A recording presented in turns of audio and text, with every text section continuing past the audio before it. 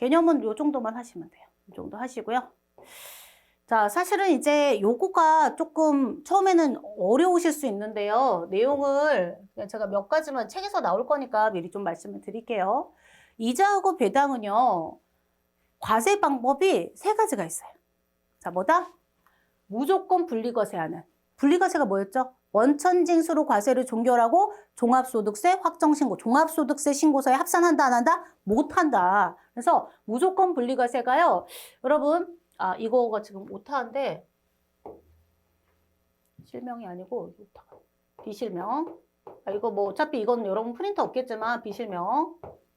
비실명 채권 증권이자다 그러면 이게 금융실명제를 위반하면 90%로 가는데 그건 금융실명제 관련된 법이고요.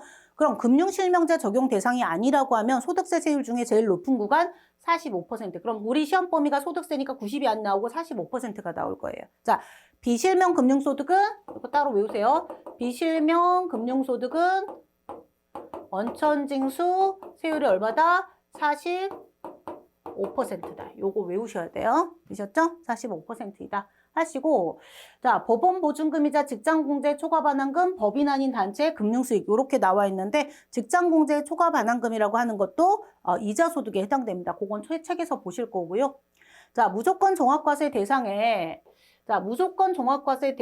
출자 공동사업자인데 이게 왜 그러냐면 여러분 사업자잖아요.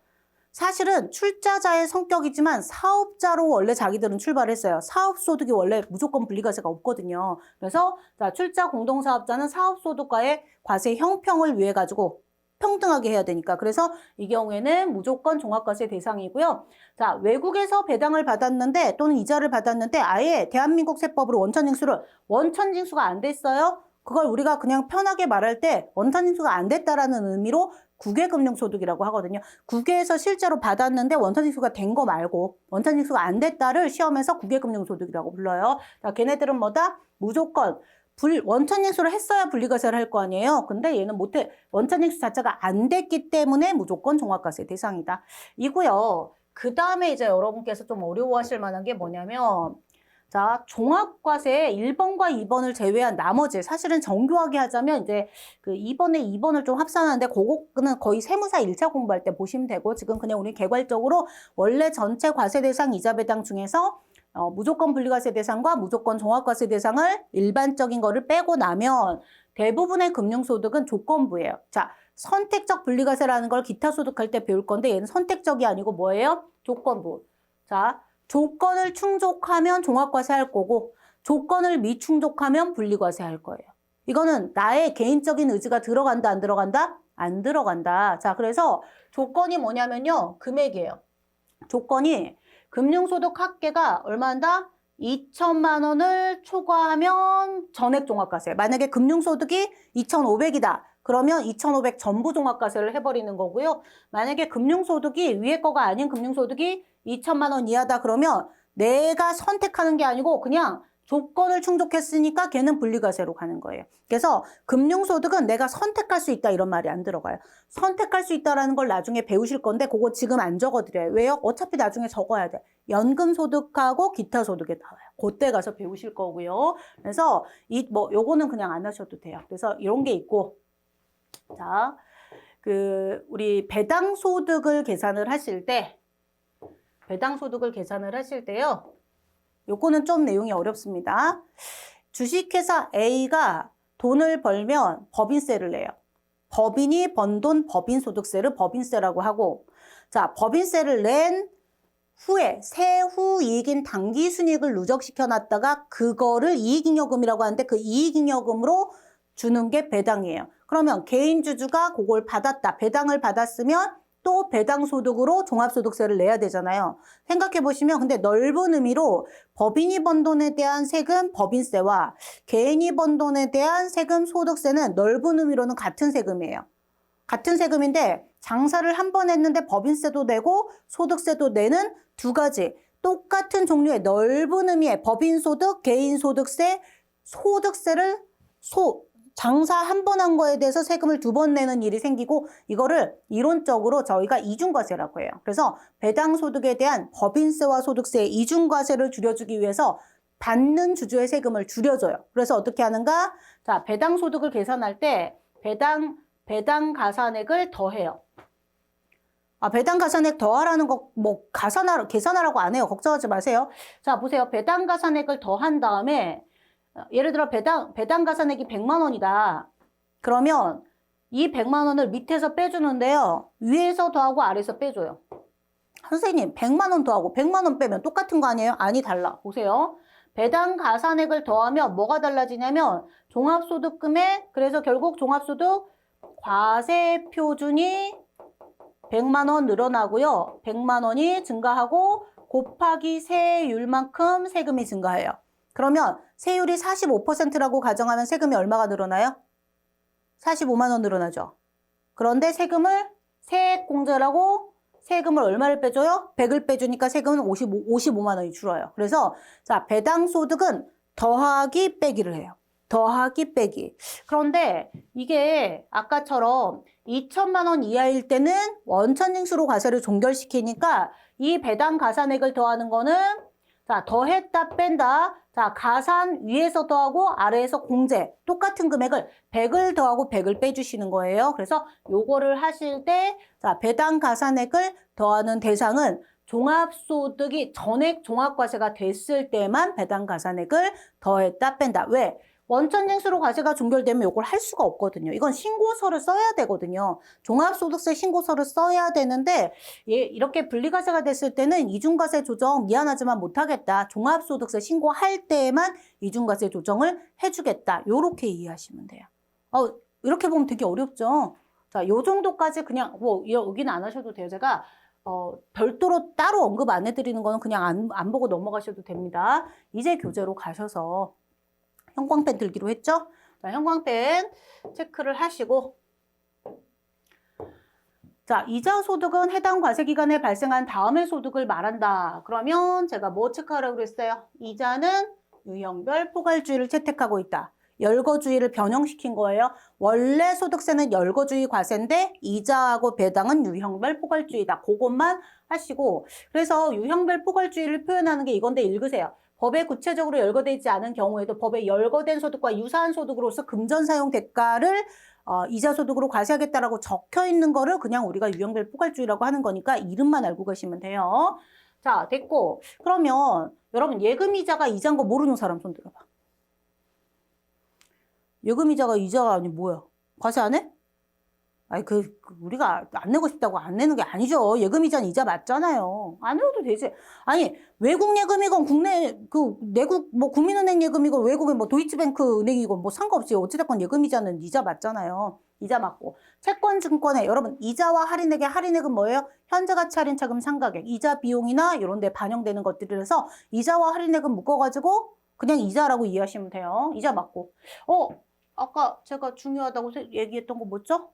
판매 조건부 매매 차익 딱 나오는 순간 이자 소득이다. 그리고 또 보유기간 이자 상당액 나와도 이자다. 했고요. 저축성 보험 차익. 저축성이라고 했어요. 다만 뭐는 제외한다?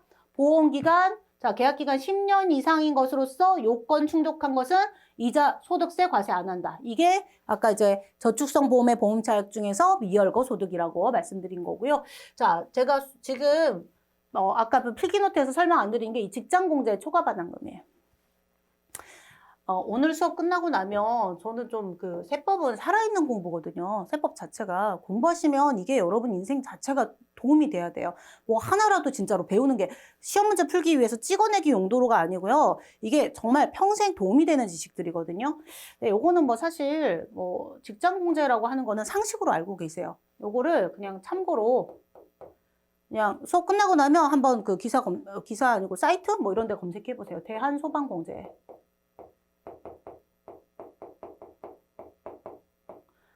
요거 말고도 있어요. 근데 저는 사실 제일 그래도 좀 의미가 있는 것 중에 하나가 이 직장공제 중에 가장 대표적인 게 대한소방공제회가 대표적인 게 있거든요. 그다음에 뭐 지방공직 공무원들 공제회도 있고 여러 가지가 있는데 이게 직장공제라고 하는 게 소방공무원들만 가입이 가능해요. 소방공무원들이 가입이 가능하고요. 제가 소방공무원으로 오늘 임용이 됐다라고 하더라도 가입해도 되고 안 해도 돼요. 근데 제가 가입을 하면 거기에 목돈이 모이잖아요. 그거를 운용을 해서 운용자금이 이자 같은 게 생기면 그거 어떻게 해요? 이 소방관님들은 진짜 존경해야 돼. 그거 아무나 못해요. 근데 그분들이 예를 들어서 뭐 사고로 장애를 입으시거나 또 돌아가셔서 유가족이 있다. 그러면 생계비 지원 같은 걸 해줘야 되잖아요. 이 직장공제회, 대한소방공제회에서 그 십시일반으로 자기들 적금 들듯이 매달 월급에서 떼어가지고 마치 이거 연금은 아니지만 어쨌든 자발적으로 그 공제 부금을 납부를 하는 거예요. 월급에서 아예 떼어가지고. 그럼 거기에 돈이 모이니까 사실은 인원이 많으면 돈이 많이 모일 거 아니에요. 그걸 운용했을 때 원금 부분에 이 사람들에 대한 이자, 원금과 이자 빼고 또 추가적인 운용 수익이 생기면 그걸로 뭘 위해서 쓴다? 소방관 돌아가시거나 좀 장애 입거나 이러신 분들의 가족이라든가 본인의 어떤 생계 지원 같은 지원을 하는 목적으로 쓰여요. 여기 들어가서 대한소방공제회 그 안내 소개 페이지만 보셔도 직장공제가 뭔지 알 거예요. 그럼 제가 직장공제회에 가입해서 매달 10만 원씩 월급에서 떼었어요. 그래서 제 원금이 제가 재직하는 기간 동안 한 2천만 원 불입이 됐다. 근데 오늘 퇴사하면 거기서도 탈퇴가 되거든요. 그러면 그래서 2,800을 받았다. 그러면 2천만 원 적금 들어가지고 원금 2천만 원 가지고 2,800 받은 거니까 800은 이자가 되는 거예요. 그걸 뭐라고 불러요? 직장공제 초과반환금. 자, 내 원금을 초과해서 받은 거. 걔는 뭐다? 외우세요. 직장공제 초과반환금. 이제 알았으면 이름만 외우면 돼. 직장공제 초과반환금은 이자소득이다. 이자소득이다. 나머지는 안 하셔도 돼요. 비영업대금이익 아까 말씀드렸죠. 비영업대금이익은 이자소득이다. 자, 형광펜으로 바꿔드릴게요. 비영업대금이익은 이자소득이다. 빨간색. 자, 이자소득이다. 자, 파생금융상품 다른 건 안 하셔도 됩니다. 이거면 충분합니다. 그래서 이론 시험 문제를 풀 만한 용도는 딱 여기까지만 보시면 되고요. 자, 저축성보험의 보험 차익에 자, 과세 안 하는 거 좀 설명드렸던 거 있죠? 뭐죠? 원래 저축성보험은 자, 저축성보험의 보험 차익은 원래 이자로 과세를 해야 되지만 자, 1억 원 이하면서 10년 이상이다. 요거 하나 하고요. 자, 그다음 두 번째 자, 납입기간 5년 말고요. 10년 이상 유지하시고 자, 매월 150만 원 이하. 요거 키워드는 요거예요. 또는 종신형 연금보험인데 그거는 그냥 거기까지만 하시면 돼요. 더 안 하셔도 됩니다. 그거까지는 너무 지엽적으로 나오는 거고요. 자, 이자에서 제외되는 거. 이자에서 제외되는 거. 이거 뭐 금전 소비대차다 이런 말이 나오는데요. 여러분, 이건 뭐냐면 사업활동 관련. 뭐죠? 매출 애누리, 매출 할인, 매출 환입, 회계에서 하시는 매출액, 수익 인식할 때 나오는 거. 매출 할인, 매출 애누리, 매출 환입은 매출 차감이니까 사업소득으로 과세가 되는 거고요. 걔네들은 이자로 오지 않습니다. 그래서 걔네들은 사업소득 총수익 금액에 포함하는 개념인데요. 만약에 그 사업과 관련해서 생긴 채권 채무라고 하더라도 이 말이 들어가면 이자예요. 소비대차 전환이 되면 대여금 돈 빌려준 걸로 전환이 됐다. 이게 돼서 이때는 이자소득이에요. 키워드는 뭐다? 사업 관련성이 있으면 다 사업이에요. 이자 아니에요. 그런데 유일하게 하나 소비대차 전환이라는 말이 나오면 소비대차가 뭔지만 알고 계시면 돼요. 소비대차가 돈 빌려주고 이자를 받는 개념으로 이해하시고 그때는 이자로 보는 거예요. 근데 그 이자 중에서도 비영업대금이 여기까지는 정말 많이 한 거예요. 딱 여기까지 보시면 되고요. 자, 손해배상금에 대한 법정이자 뭐예요? 계약의 재산상 계약을 얘기하는 거고요. 우리 시험은 계약의 위약 해약 나오면 뭐예요? 기타소득이고 자, 손해배상금 자체도 기타소득이지만 그거에 붙은 법정이자도 기타소득이다. 그런데 나머지는 다 뭐다? 미열거다. 됐죠? 밑에 아까 설명드린 내용들이에요. 보시면 되고. 자, 이자소득 금액의 계산. 이자소득은 요걸 외우시면 돼요. 이자소득은 필요경비가 없어요. 그래서 총수익 금액 자체가 이자소득 금액이에요. 자, 총수익 금액에서 필요경비를 빼면 소득 금액인데 이자는 총수익 금액과 소득 금액이 동일하다. 요거 조금 시간이 길어져도 요거 하나 설명드릴게요. 소득세는요, 언제나 번 돈 총액을 뭐라고 하냐면 총수익 금액이라고 해요. 자, 총수익 금액. 번 돈 총액에서 쓴 돈 총액 필요 경비를 빼시면 남은 돈을 뭐라고 하냐면 남은 돈을 소득 금액이라고 해요. 여러분, 근로소득하고 근로소득 금액은 달라요. 근로소득은 요거예요. 근로소득 금액은 요건데 나중에 근로가스 또 할 거예요. 근로소득이 500만 원이면 근로소득 금액은 150만 원이에요. 숫자가 달라요. 이름을 정확하게 쓰셔야 돼요. 소득 금액이라는 말은 뭐다? 위에 거다, 아래 거다? 아래 거다. 필요경비 차감 후의 금액이다. 자, 기타 소득이 100만 원인데 기타 소득 금액이 40만 원일 수가 있거든요. 그러니까 용어를 구분해야 되겠어? 안 해야 되겠어? 정확하게 구분해야 되겠죠. 자, 그래서 이렇게 갈 건데, 자, 이자의 경우엔 지금 문제가 뭐예요? 이자의 경우에는 필요 경비가 없으니까 0원. 그러니까 총수익 금액과 소득 금액이 같은 금액일 수밖에 없는 거지. 그래서 이자 소득은 총수익 금액과 이자 소득 금액이 동일한 금액이다까지 하시면 되고요. 항상 총수익 금액은 비과세를 제외한 금액이다 보시면 됩니다. 요거는 조금 보시면 이자 소득의 수입 시기는 그냥 줄만 그어드릴 테니까 틈 나는 대로 한 번씩 그냥 읽어만 보세요. 요거는 조금 다른 색깔로. 자, 기명 채권 이자는 약정이고요. 무기명은 실제 돈 받은 날. 요것만 기억하시면 되고. 자, 환매 조건부는 여러분, 환매 조건부 매매차 줄여서 환매채는 약정이 없으면 안 돼요. 약정이 있어요. 그래서 약정. 직장공제 초과 반환금 약정. 비영업 대금이 또 원래 약정. 하지만 약정이 없다 그러면 뭘로 가? 별 수 없지. 그때는 현금주의로 가야죠. 됐죠? 나머지 그냥 넘어가시면 돼요. 요거까지만 외우시면 됩니다. 자, 이렇게 하시면 되고. 자, 밑에 보통 예금은요. 이자. 돈 들어오면 들어온 거죠. 그래서 이자 같은 경우는 둘 중에 하나. 자, 보통 예금, 정기예금. 보통 예금 이자, 은행 이자 같은 것들은 언제예요? 실제로 받는 날이에요. 됐죠? 원본의 전입, 원금에 가산시키는 거. 그럼 원본 전입한 날이 돈 받은 날이지. 그렇죠? 하시고. 자, 통지예금. 여기 저축성 보험의 보험 뭐예요? 보험 차이. 얘는 자, 실제 지급하거나 실제로 본금 지급한 날. 현금주의 기준으로 가는 거예요. 그거 기준으로 보시면 되고요. 나머지 상속증여는 안 보셔도 돼요. 자, 배당은 뭐다? 자, 이름으로 보세요. 배당. 자, 배당이라는 이름이 다 있죠. 배당이라는 이름 없는 것만 할 거야. 자, 그렇게 하면 돼. 자, 배당. 요거. 뭐지? 집합투자기구? 펀드. 자, 파생결합증권, 파생결합사채. 뭐다? 펀드. 이름 외우세요. 집합투자기구 펀드잖아요. 펀딩한다 그러면 십시일반으로 돈 모아가지고 뭐 하는 거잖아요. 그렇죠? 하시고요.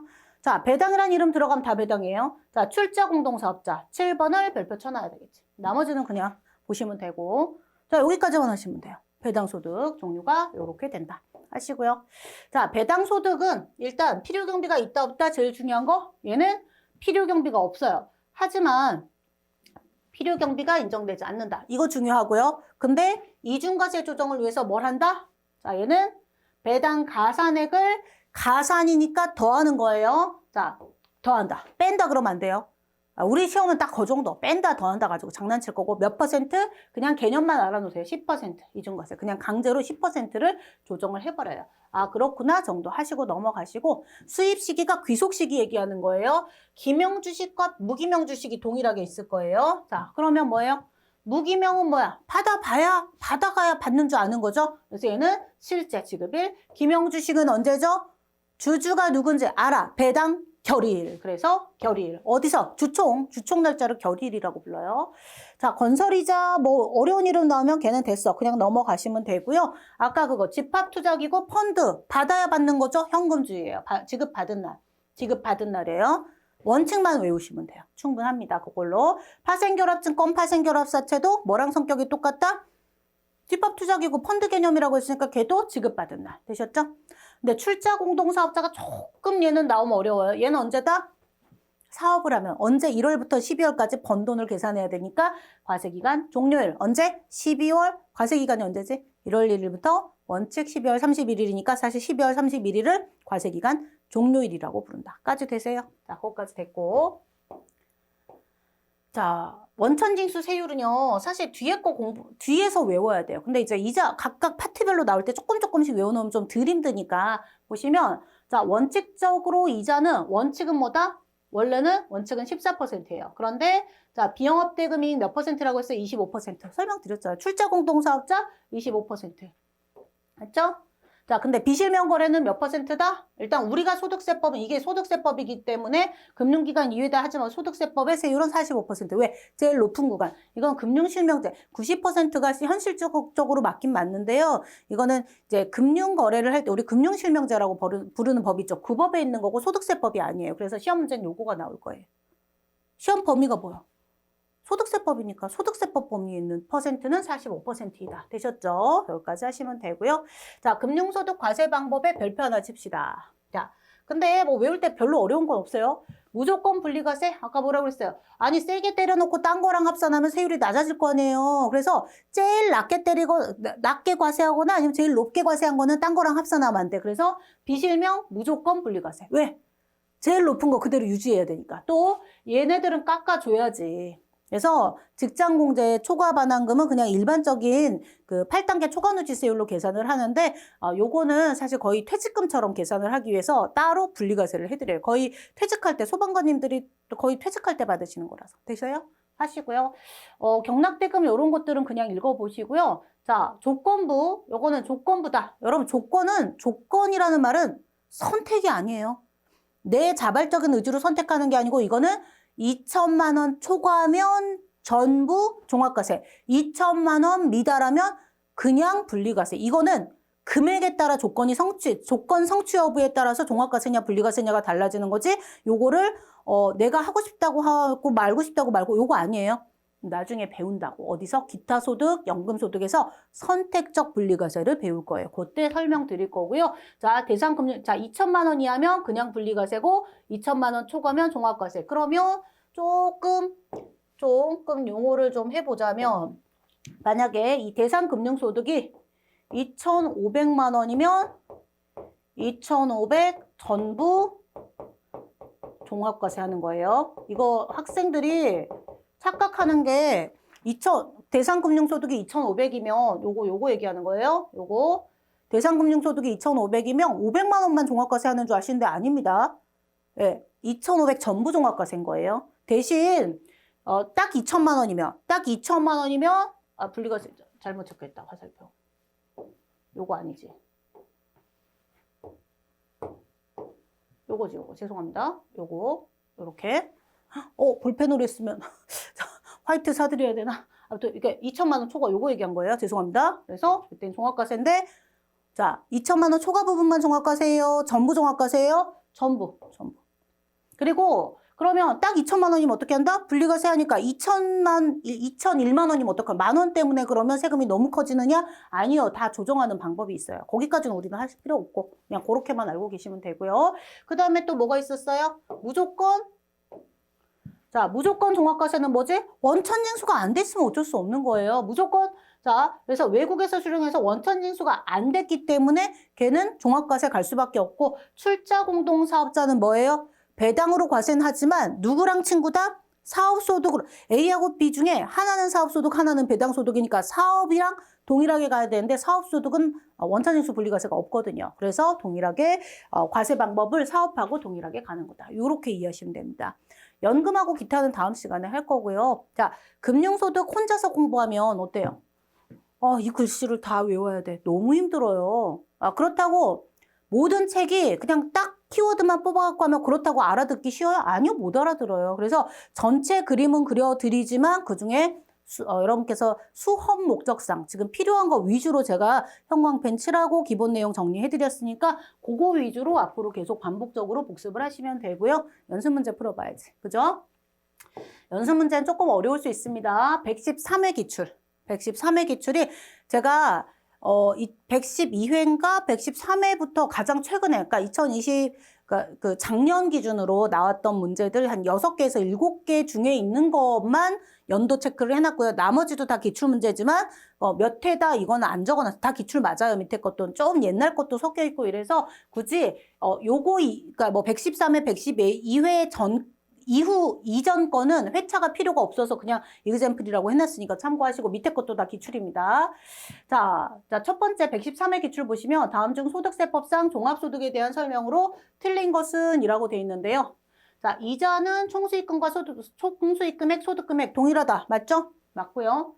자, 퇴직과 양도는 종합 아닌 거고 사업, 근로, 연금, 기타, 비과세 소득이 있어요. 이건 당연하고요. 자, 금융소득은 납세자의 선택 아니에요.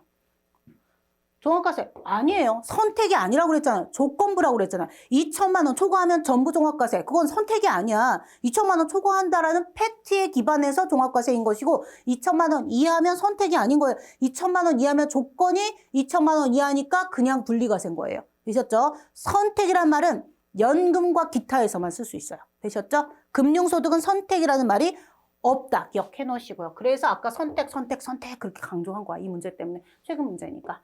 자, 두 번째, 소득세법상 이자로 볼 수 없는 거. 사채는 그 회사채 얘기하는 거예요. 자, 우리 환매조건부 매매차익 이자 맞았죠? 이자. 비영업대금이익 이자 맞았죠? 원천징수율 몇 %? 그새 잊어버리면 어떡해. 25%. 맞죠? 하시고, 사채가 회사채. 재무회계에서 부채 파트에서 배운 사채 있잖아요. 그 사채예요. 무슨 명동의 곰발바닥 뭐 이런 거 아니고 불법 사채 아니고 불법 대부업체 말고 불법 대부업체를 책에서 왜 얘기해요? 사채는 회사채, 국가가 발행한 채권 국채, 지방자치단체가 발행한 거 지방채, 공공 특수기관이 발행한 거 특수채, 회사가 일반 사기업이 발행한 거 삼성전자 회사채 발행하거든요. 뭐야? 회사채 줄여서 사채. 채권이자잖아. 이자 맞지? 근데 이거 선생님 못 본 건데요? 그럼 얘가 답이네. 자, 요건 다음 시간. 연금 계좌에서 연금 왜 수령해? 연금 왜 수령? 운용 수익. 자, 요거는 미리 어차피 나중에 하면 다 아니까 기타 소득이에요. 근데 지금은 1번, 3번, 4번만 알아도 되는데 사채라고 나온다고 해서 쫄지 말고 사채는 회사채라고 기억하세요. 사채 채권이자요. 채권의 이자와 할인액은 뭐다? 이자 소득이다. 자, 시험 문제가 유형이 어떻다? 이자인가? 아닌가? 물어보는 문제가 나온다고 그랬잖아. 그러니까 이렇게 공부하시면 됩니다. 하시면 되고. 자, 소득급은. 자, 사업자의 은행 이자 수입? 사업자의 이자 수입? 잠깐만요.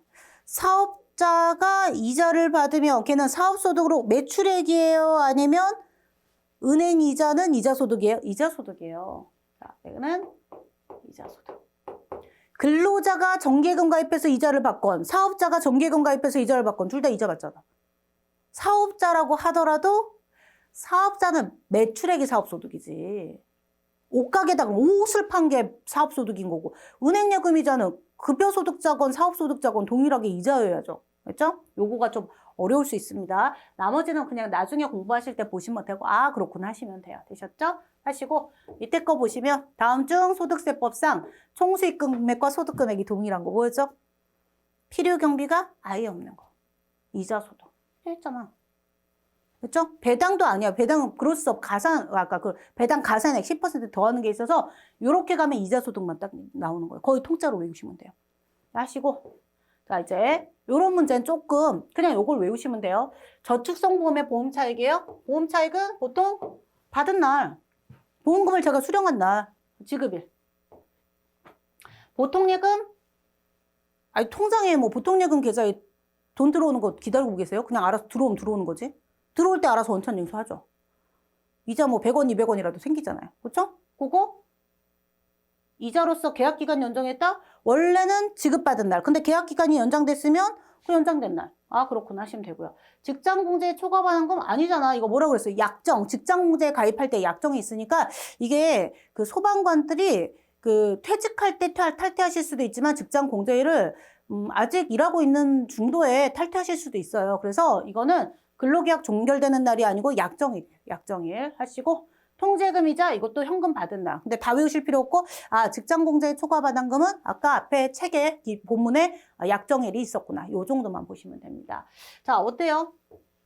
문제를 조금 보시면 어떤 유형으로 나오는가 느낌이 좀 오실 건데 이 금융소득은 약간 전체를 다 하실 필요는 없고요. 그러니까 이제 전체를 다 할 필요가 없다는 게 잠깐 앞으로 다시 가셔서 예를 들어 요거 해볼까? 배당소득의 수입식이다. 그럼 사실 뭐가 되게 많죠. 나는 완벽하게 공부한 사람이야. 그래서 정말 소득세를 잘하고 싶어요. 그렇다고 그래서 학생들이 이제 범하는 오중에 그러니까 뭔가 약간 오류를 범하는 공부 방법의 오류가 뭐냐면 요거를 막 이렇게 외워. 그래서 뭐 해산, 합병, 청산 다 외워요. 다 외우니까 사람이 쓸 수 있는 에너지는 한계가 있어요. 다음 연금이나 기타로 넘어갈 수 있다 없다? 없다. 그래서 우리 중고등학교 다닐 때 수학책 보시면 옆에서 이렇게 보면 앞에 지판만 까맞춰. 앞에 하다가 깔짝깔짝 하다가 아 다시 해야지. 또 앞에 깔짝깔짝 앞에 그렇게 하시지 말라고. 그래서 빠르게 기본 맥락, 키워드, 가장 핵심적인 키워드 위주로 빨리 핵심 키워드만 외우고 제가 정리해드린 부분 위주로 암기하시고 형광펜 칠해드린 부분 위주로 자꾸 읽어 나가셔야 돼요. 되셨죠? 자, 이렇게만 하셔도 충분합니다. 더 하실 필요도 없어요. 자, 그래서 일단 이자 배당이 수입식이나 뭐 이런 게 조금 과세 방법 이런 게 많아가지고 혼자 공부하기는 좀 힘들었을 거예요. 하지만 제가 도와드린 대로 이것도 제가 도와드린 것만 하셔도 내용 많거든요. 그래서 본인이 꼭 외워야 될 것들 위주로만 약간 뭐 암기 카드 같은 거 만들어갖고 뭐 굳이 그렇게 안 해도 되겠다 그럼 책만 자꾸 읽으셔도 돼요. 책 옆에다 아까 막 제가 판서해드린 거 적어놓고 그것만 계속 중얼중얼 하면서 읽기만 하셔도 충분해요. 충분합니다. 충분히 좋은 점수로 합격하실 거예요. 자, 이제 금융소득도 여러분 편안한 마음으로 복습 열심히 해오실 거라고 생각하고요. 다음 시간에는 교재 순서대로 연금소득과 기타소득 들어갈 거예요. 예습하실 때 기타소득까지는 해갖고 오셔야 돼요. 자, 오늘은 여기까지 할게요. 수고하셨습니다.